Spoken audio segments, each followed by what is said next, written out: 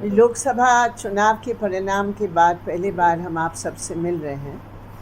ये लोकसभा के परिणाम मोदी जी के लिए, स्वयं उनके दल के लिए एक बहुत बड़ा धक्का है। 400 पार तो दूर, उनकी जो एक पार्टी की जो बहुमत थी वो हार गए। लेकिन अगर किसी को उम्मीद थी कि मोदी जी और उनकी सरकार और उनका दल जनवादी प्रणाली से सबक सीखकर जो चुनाव के परिणाम आए कुछ बदलेंगे, आज की घटनाएं दिल्ली में ने बिल्कुल स्पष्ट किया कि कोई बदलाव नहीं है।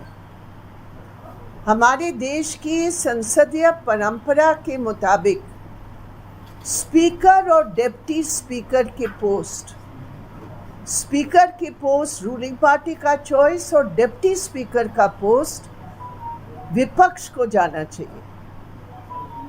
पिछले 2019 के चुनाव के बाद कोई डिप्टी स्पीकर रहा ही नहीं। आप सोचे, हमारी संसद के इतिहास में कोई डिप्टी स्पीकर नहीं। और आज जो बातचीत हुई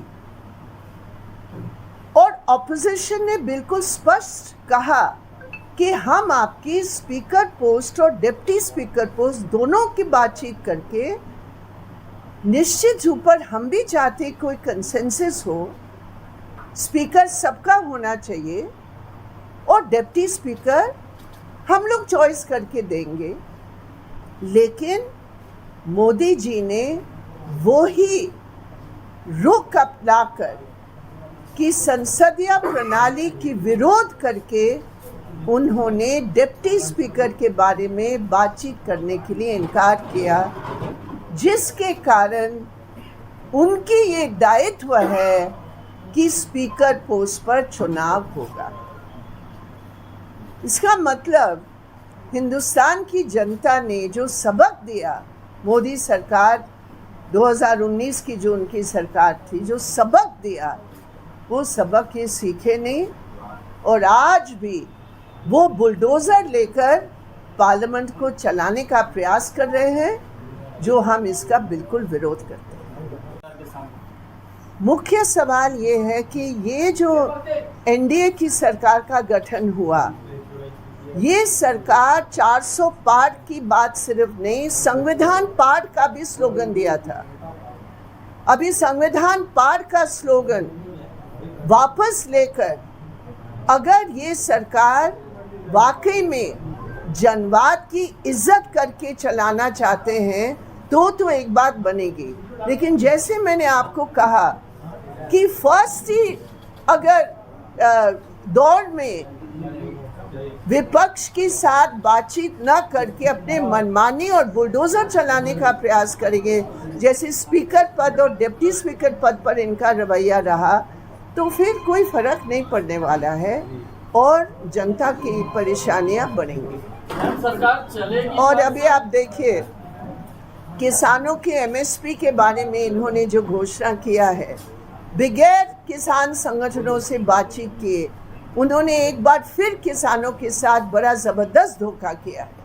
कहाँ स्वामीनाथन कमीशन की रिपोर्ट की सिफारिश, कहाँ उनकी वायदे, और आज जो उन्होंने एमएसपी का घोषणा किया है कुछ दिन पहले, वो उसका 1/3 से भी कम है। मैम, आपका एक लंबा राजनीतिक अनुभव रहा है, आपको क्या लगता है मोदी सरकार अपने सहयोगियों के साथ 5 साल ये सरकार चला पाएगी? इनका जो रवैया है, इसमें 180 डिग्री का टर्न उनको लेना पड़ेगा। अब वो योगा तो करते हैं, लेकिन पॉलिटिक्स में 180 डिग्री का टर्न वो ले सकते हैं कि नहीं, ये देखने की बात है। क्योंकि आज तक किसी भी आलय को उन्होंने बख्शा नहीं। जितने भी पार्टीज उनके साथ दिए, उन सब के साथ यूज और थ्रो की पॉलिसी मोदी जी की हमेशा रही है। अब इस बार कुछ और वो करेंगे, ये तो भविष्य ही बताएगा। कौन सी जगह? गोपीनाथपुर पाकू में। देखिए, ये पूरा जो एक ज़बरदस्त प्रचार हो रहा है, वहाँ जो बांग्ला भाषी मुसलमान हैं जो वहाँ सदियों से रह रहे हैं। अगर कहीं कोई भी एक भी घुसपैठी है तो उसको प्रूव करके जो कानून का प्रक्रिया है उसको आप लगा कर कीजिए। आप कोई एक्शन तो ले नहीं सकते हैं क्योंकि आपके पास कोई प्रूफ नहीं है। आप केवल एक पूरी कम्युनिटी को डीमोनाइज करके, आप आतंकित करके, जो सबसे गरीब वहाँ रह रहे हैं, सदियों से रह रहे हैं, हम स्वयं वहाँ गए हैं, भारी बहुमत जो वहाँ रह रहे हैं, आज तक उनका लैंड सर्वे भी नहीं हुआ, लेकिन वो है हमारे देश के वासी। अगर कहीं कोई घुसपैठी आ रहा है, और घुसपैठी शब्द भी मैं कतई इस्तेमाल नहीं करना चाहती हूँ, अगर कोई यहाँ आ रहे हैं बिगैर सही कानूनी कागज के, आप उनके खिलाफ एक्शन क्यों नहीं ले रहे हैं? आपके पास दिल्ली की सरकार है, बॉर्डर पर आपकी पुलिस है, आप क्यों नहीं एक्शन ले रहे? आप एक्शन नहीं लेंगे लेकिन आप सिर्फ एक पूरी कम्युनिटी को बदनाम करेंगे। मुझे नहीं लगता है ये सही है, ये गलत है। वायनाड के लिए कांग्रेस ने प्रियंका गांधी का नाम आगे कर दिया, क्या नहीं, उन्होंने अपना नाम घोषित कर लिया है। अभी एलडीएफ का भी डिस्कशन होगा और एलडीएफ की तरफ से कौन कैंडिडेट होंगे, अभी उसकी इंतज़ार कर रहे हैं। तो क्या इंडिया गठबंधन का नहीं, केरल में तो हमने तो कोई, हमारा तो अपना एलडीएफ है वहाँ, लेफ्ट डेमोक्रेटिक फ्रंट। जो यहाँ अपराध बढ़ रहे हैं, निश्चित रूप पर ये सबके लिए बहुत ही चिंता का विषय है, और हम तो ये चाहेंगे और मांग भी करेंगे कि बहुत सख्ती के साथ सरकार को हस्तक्षेप करके अपराधियों के खिलाफ सख्त कदम उठाना चाहिए, क्योंकि आम नागरिक और विशेषकर महिलाओं की जो एक डर पैदा होता है, उसको हटाने के लिए ये बहुत अनिवार्य कदम है। महिलाओं के साथ दुष्कर्म की घटनाएं बढ़ रही है और मांझी का एक मामला आया है काफी, उसको कैसे देखते हैं?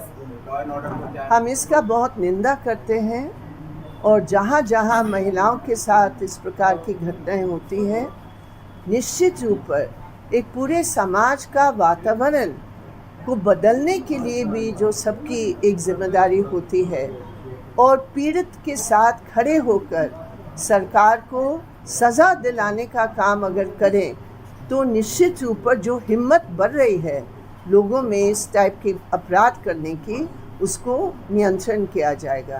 बिल्कुल स्पष्ट है, हिंदुस्तान की संविधान, हिंदुस्तान की जनवादी प्रणाली, हिंदुस्तान की संसदीय प्रणाली, उसके बचाव के लिए एक साथ मिलकर ऑपोजिशन खड़ी होगी, ये हम आपको कहना चाहते हैं।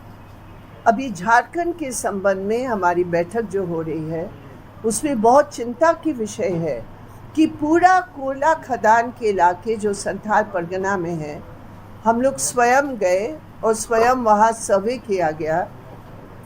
जिस तरह वहाँ कंपनियों का लूट है, ज़मीन का लूट है, रोज़गार का लूट है, वहाँ लोकल को कुछ मिल नहीं रहा है। और इस संबंध में आज 3:30 बजे माननीय मुख्यमंत्री से हमने अपॉइंटमेंट लिया है और हम आज उनसे मिलने जाएंगे।